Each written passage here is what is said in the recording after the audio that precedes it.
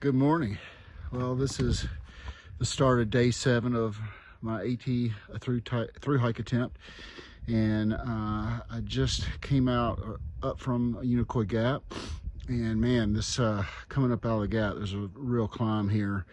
I think I'm 3/4 of the way through the climb. I was gonna wait till I got over the climb and then kind of start out with the intro here for the morning, but I had to stop and take a rest. I don't seem to have as much pep in my step today. I don't know if it's because I did that close to 15-mile day yesterday. I felt good when I got up this morning, had a good breakfast at Green Dragon Hostel, and felt good when I got here, but man, it's kind of a, you know, you're always going to have an up coming out of a gap, but this one is pretty steep. And then after you get done with this one, just a few miles from it up trail is Tray Mountain, and that's the one that's just going to be the real butt kicker today.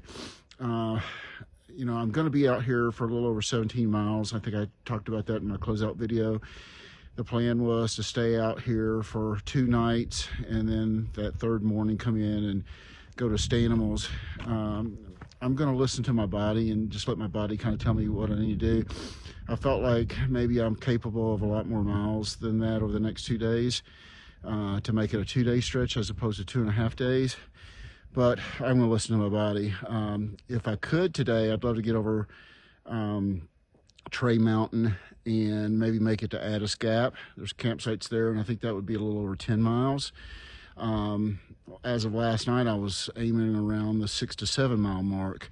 So again, I'm going to play it by ear and just kind of see how I'm feeling. You know, maybe as I get a little bit more warmed up and stuff, I'll feel a little bit better. But I just wanted to check in, and I'll try to show a little bit of the trail, but I hope everybody has a great day, and we'll be talking to you a little bit later down trail.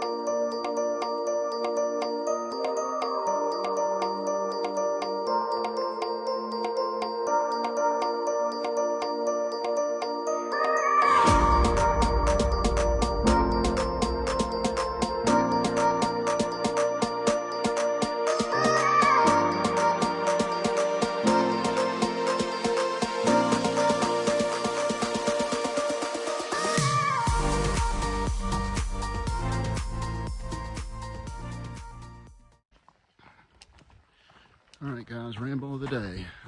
Coming down that first mountain. So it's a little easier right now. I thought I would do this now before I have to head back up Tray Mountain, which is the real butt kicker for the day. But my ramble of the day, I thought I would just kind of maybe share some information about myself for those that don't know me, get to know me.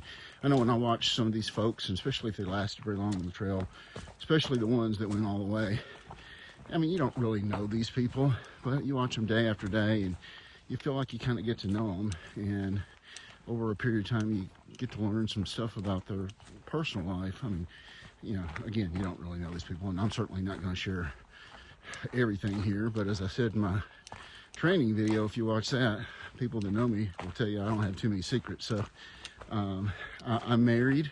I retired early this past June of last year, and I have been with the same person since I was 16 years old. We started dating in high school, sophomore year of high school sweethearts, if you will, and have been together a very long time. I'm not 60 years old yet, but I'm creeping up there.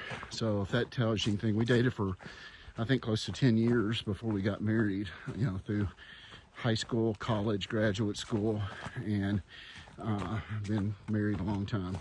We have 2 kids. My oldest is my daughter, and she's married to a great fella, my son-in-law, and they just a couple of months ago gave us our first grandchild. I have a new grandson, so that was tough leaving, not just my wife and the family in general, but with a new grandbaby at home. And then my other child is my son, and he also is grown, and they both gainfully employed, very bright, and doing much better than I was at their status in life, and they both live in the area. So that's a nice support system for my wife, given with me being gone.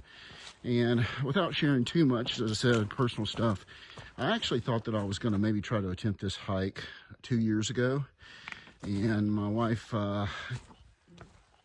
got diagnosed. I'll just leave it at that. And without going into further detail, you know, that put a temporary, if not what I thought at the time, maybe a permanent hold on me doing this. She's doing great now, and because of that, she looked at me and said, "Do it, go do it." So here I am, and I can't thank her enough for allowing me to get out and try this. So anyway, that's a little bit about us and a little bit about me. And you know, it's tough. You know, the physical demands of this are tough, but you know, the mental side of leaving stuff behind, particularly loved ones, you know, and I'm not the only one in that boat. Everybody probably faces that on some level, but yeah, you know, I know they're very proud of me, no matter how far I go. The fact that I'm out here, you know, I know they're proud of me, and I'm certainly proud of them. I love them very much. So anyway, just thought I would ramble that for the day, and I know they're watching, so I miss you guys. Love you.